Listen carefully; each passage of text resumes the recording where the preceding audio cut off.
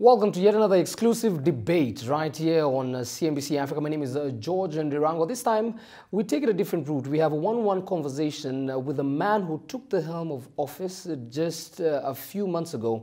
Earlier this year, I'm talking about Rwanda's new Minister for Finance and Economic Planning, Dr. Uzziel Ndagijimana.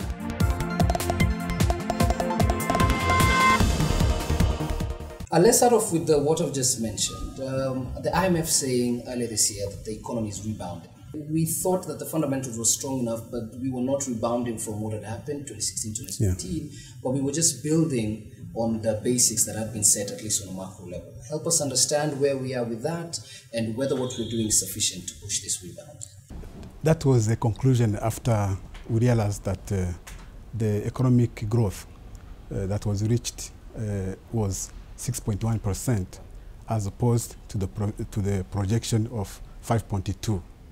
That was an indication that there was something that was changing positively in our economy. But of course we need to sustain that and even to reach higher growth in 2017, which I'll explain as well. So we took several measures.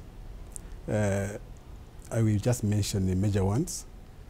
At the time, we had a very big problem with our trade balance and the current deficit. So we took a number of measures to promote export, not only in volume, but also in diversification of export the products in the region, but also overseas.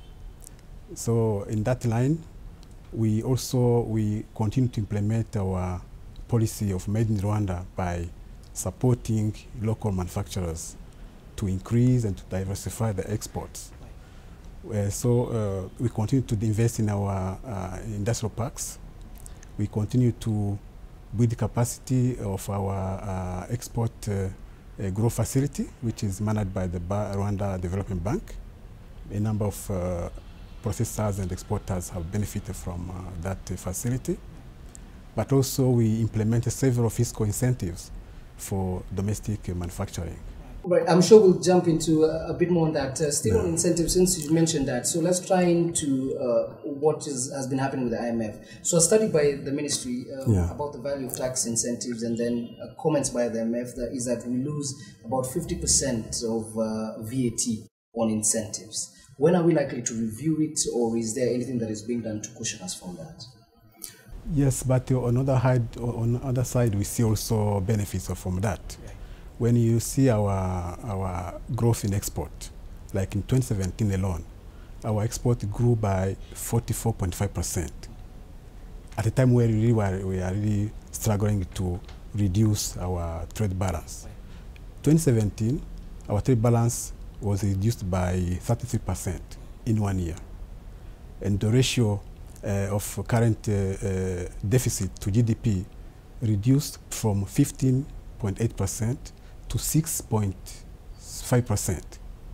So this is also the major achievement in trying to reduce external imbalances. Right. So in regards to incentives, no need for review at this particular point, right? It's just we have to monitor. Right. What the cost effectiveness of it, what we are achieving. So it is not one exercise, it is continuous monitoring.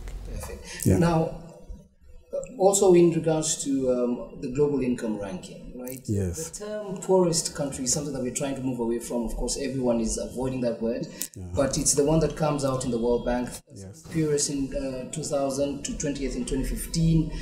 How are you planning to elevate this further? You've talked about the 6.1%, but we'd like to hear maybe whether there's anything more deliberate. It is important to know where we are coming from. Right. After the genocide in 1994, our GDP per capita was $146. Currently, we are $774. Still low, but you can see the change. It's almost 7 times. So if you got the ranking, you are still low. We are still working hard to improve it. But also we need to know that the GDP per capita is just one of indicators of development. It's not the best one. Because if you compare GDP per capita from among several countries, you may find that some countries with low per capita income actually have a better standard of living, of population, compared to countries which have maybe 3-4 times.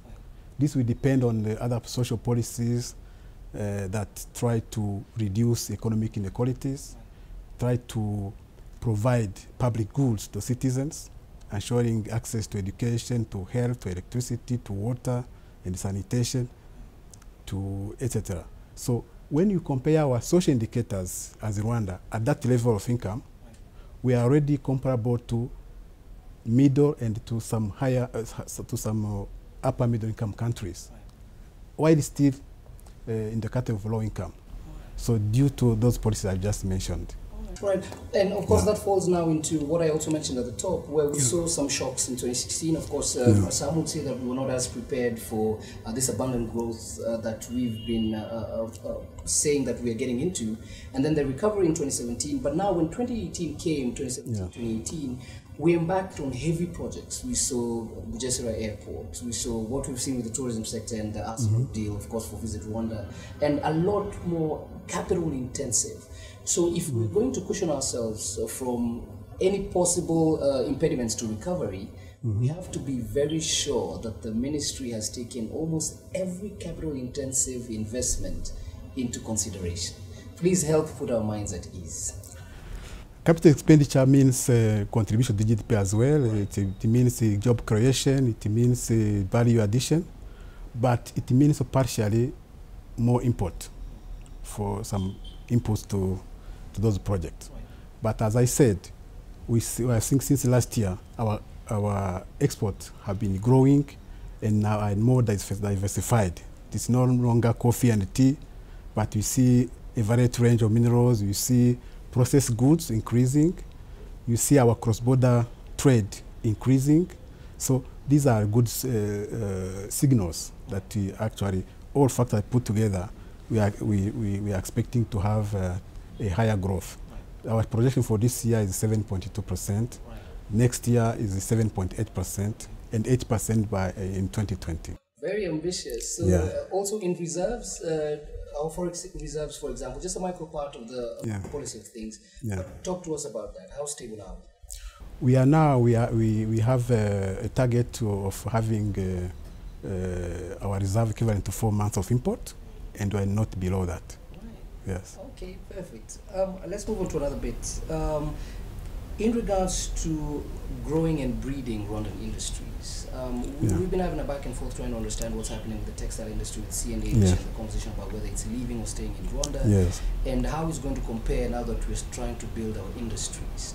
In terms of capacity from the ministry's perspective, how have we projected to ensure that we will scale up and still trying to incentivize the local companies? Our industrial sector is projected to grow this year by 8.3% and next year by 13%, 13.5. When we see what's happening today and starting from last year, we see this capacity increasing. We see new investment, the market is increasing. We have been building capacity of local manufacturers by training, by providing market information. We are training the staff under the program called the National Employment Program for industries. We use our government budget to train people depending on the demand. So we have what we call rapid response. So an investor will come, I want to start, let's say, a business in textile. I need this profile of technicians, and we work with the investor to train those people. This is what happened with CNH, this is what happened with Positivo, and the other businesses. We've been seeing a lot of best practices shared from the textile industry, because being a young economy, you have to be very cautious about who's the growing competitor in the region. What's the update on how far CNH has been able to impact on the economy? CNH create about 1,700 jobs this is for our small market. This is a significant impact itself. It means income for those people, their families. It means also contribution to taxes because we have pay as you earn. But also there's also the whole value addition, the industry consumes from here, all services. So we see it is, but it's also on export because they have been exporting. Okay. Yeah, they are now expanding their line of production to supply also on the local market because the demand is huge, as a replacement to second-hand clothes. Right, I know if we get to the conversation on second-hand in Agora, we'll take probably 3 hours here. Now, the growth in 2016 was the most evident, right? Yes. But it slowed down to around 6%, reflecting the need that you've been talking about, growing external imbalances. Yes. How are we doing on this front, particularly on debt management? We'd love to hear about that. We have a very good, a strong unit here in charge of debt management. We have really qualified staff trained by IMF. We are among a few countries that have the capacity to do our own debt sustainability analysis. So, but also we work with the IMF twice a year. They have a mission here. They come, we review our programs, we assess our projections, and it works very well. So we have target that we never go above in terms of the different ratios, debt to GDP, debt to export earnings, things like that. So we're in a good position. Collectively, in regards to debt management as well, we might have noted that we were a bit too flexible with the exchange rates. Is that something that has been worked on? We are a bit too flexible. We are losing a bit more than we would ideally want in terms of our forex exchange. No, this earnings sustaining them here. Yes, we have a flexible exchange rate. The central bank can intervene only when there are excessive fluctuations. Otherwise, the forex market should operate freely, unless there are excessive fluctuations. Right. Yeah. Before I move on from that topic, I know something that I have not come about in the preparation before. Where have we reached with the issue on ATMs dispersing dollars? Because I know it was something that the public did not know about when KCB had it, and other ATMs were trying to go along the same line. This one, I don't think we have made significant progress on that. But I don't see also the need if it is really a major problem, because if you have your card you can access, normally people who want to use ATM, they need money for local consumption. Right. So they can get their money and they spend it here locally. All right. Yeah. So that is not an issue particularly? We may think of that, but so far I don't think we have that facility of getting money, forex from ATM. Okay. Yeah. And of course, if you said yes, we'd be concerned about the liquidity issue. Let's talk about industry. The industry sector picked up in H2, of course, construction of Bugesera Airport serving heavily. Yeah. Is this, we've been seeing the government trying to push for more PPPs and a lot more of the private sector. Yes. But the government still remains an integral part, fueling the growth. So in regards to involvement, are we still seeing the government holding the helm, or what has been, maybe economically or just in terms of numbers, how the private sector has been performing? Still not clear. It is very clear. The Rwanda government has always supported the private sector development, and we have been really improving the business environment. If you see our ranking as per the World Bank, in 2008, we ranked about 150th. This year, we are 41, number 41, and the second in Africa, 41 globally. So this shows the effort that the government has made in creating a good environment for business. So the public investment are mainly focused on infrastructure, on what the private sector is not willing to do, like roads, like electricity networks. Although even in those projects, we have a very successful PPPs, like in the energy, where we sign a power purchase agreement with private investors. Right, but since we're breaking down sector by sector, let's talk about the country's largest employer, agriculture. 2016-2017, growth slowed down 2.6%. Yes. Now the fundamentals have been solid. We've been talking about how to improve even for the subsistence farmer, the lowest unit. But even after that, we had the conversation on post-harvest losses, losing up to 30 to 50% of the value chain. So it's a long range of conversations. What remains priority, given the fact that we've mentioned the country's largest employer? Our agriculture has been going through a transformation process. We have now the crop intensification program. We try to focus on key crops that are suitable for different zones and where we really want to increase productivity. We are seeing results for maize, for rice, for beans, soybeans, Irish potatoes, and the cassava and the others. So, and also we have been promoting cooperatives for people to work together and to operate on a larger scale, so that it becomes easier even to assist them with extension services, but also with inputs, agricultural inputs, seeds and the fertilizers. So we are seeing really the agricultural productivity growing. We are not yet, we have not yet reached where we want to, because there is a potential for further increase in productivity in all crops. We are also facing the effect of climate change. So in response, we have been investing heavily in irrigation systems. And currently we have about 47,000 hectares irrigated. But our target in this current government program of 7 years, by 2024, we want to increase another about 100,000 hectares. So every year we have a concrete project in that. It is reflected in our budget. Yes. So we have the initiative. But also, yes, you mentioned the value chain. Value chain is important. So now, though we see agricultural activity, it is not in isolation. We are developing value chain from farming to processing to market to export, and including also financing facilitation. Also, we are linking, really trying to bridge the gaps along the value chain.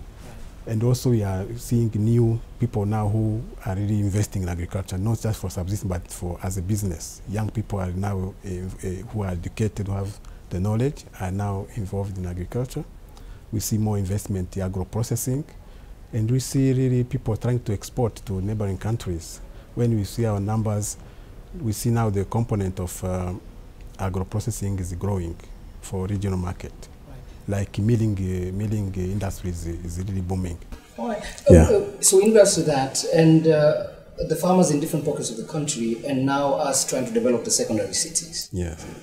Have we made any projections as to whether the farmers understand that when we have different Kigalis, in retrospect, different Kigalis all over Rwanda, their expectation, their demand, their supply will have to change exponentially? Yeah. What kind of conversations have happened there? Secondary cities are poles of development. It means a new opportunity for the region around, because it's a market for farmers. But when the farmers sell their produce and they get income, they also become the customers. They create demand for industrial and service activities in those centers. So there is a linkage between the cities and rural area becomes more close as the city process what comes from farming, but also selling what they produce to farmers who are now whose purchasing power also keep increasing. But also you see labor mobility as well, because the rural area will supply labor to urban areas. And this will make fewer farmers on a fixed land, which means there is more land available for farmers, and this allow for economies of scale and the increase of productivity. So in the long run, we see the urbanization, rural development very, very close. Yeah. Let's move on to other matters, maybe as we come to the end of the conversation. What's the latest on sourcing for financing for regional infrastructure projects? Where are we getting our money? Oh, different sources. We have our own budget, where we see we have a component like now about 46% of our budget go to different development projects, and we also we borrow according to our capacity to borrow. As I mentioned, we are very cautious about debt and sustainability, but we see borrow in this current new budget that we started this month. We are borrowing about 400 billion. We have a few grants, although they are declining. The percent of grants is 16% of total budget. It has been declining. But also the private sector. We have also the private sector investing in different projects. Because tied to that, maybe just as a follow-up, we had toyed around with the idea of cheaper money, right? When we come from sources, everyone around the continent is trying to get access to that or cheaper concessional facilities. Yeah. But there's always the concern that for you to access that, you must have assets, which Rwanda might not necessarily have in abundance at this particular point. Yeah. What is your response to that?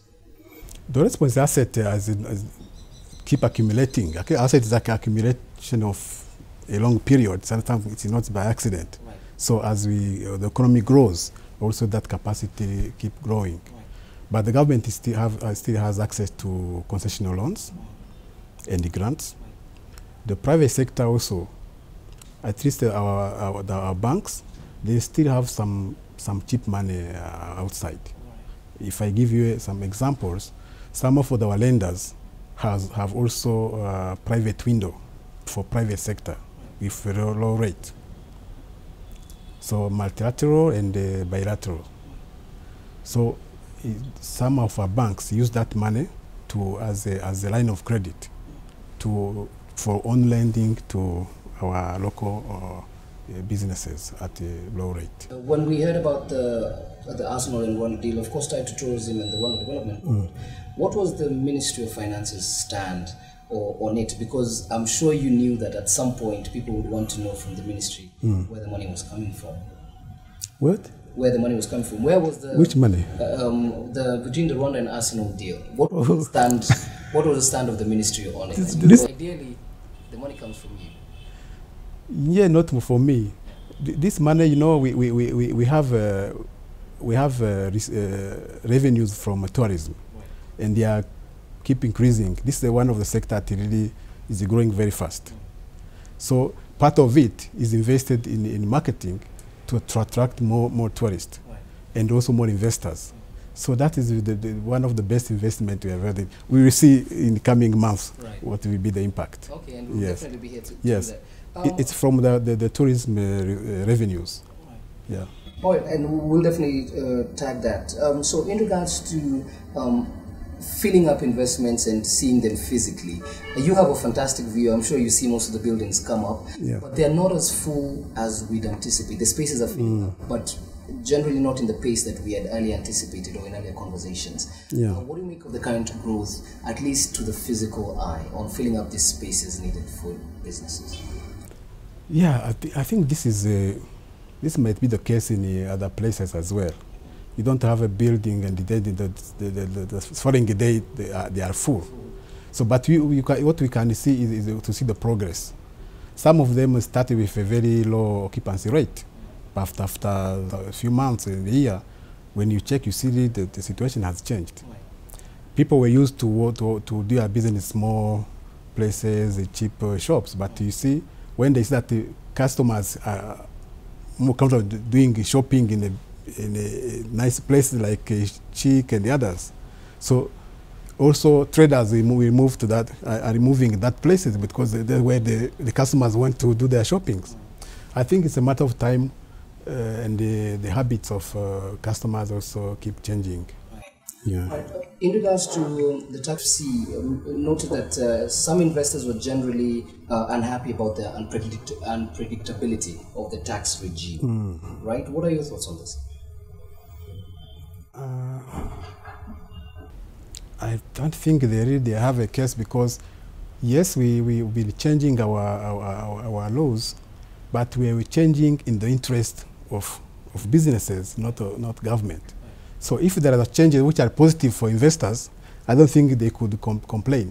Because if they change really that bring cost to them, then they can complain about the unpredictability. Right. But if you get better conditions, but which are unpredictable, I don't think you can complain about that. Right.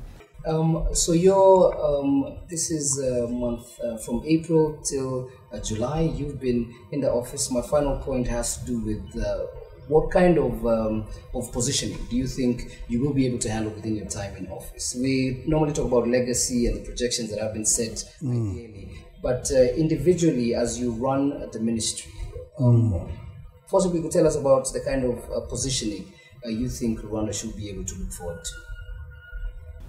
I think that the ministry has been doing well, and as you know, we work as one government. So all ministries work together in clusters. We lead the economic cluster, which includes several ministries and agencies. There are also other ministries in the social cluster, others in the governance. So we work together. So really, what we achieve as a government. Of course, we have our own responsibilities. So all the macroeconomic policies and the public finance management, this is our responsibility, the resource mobilization. Right. So we think that the minister have done well in the past, and we build on that foundation to improve a bit more and achieve better results.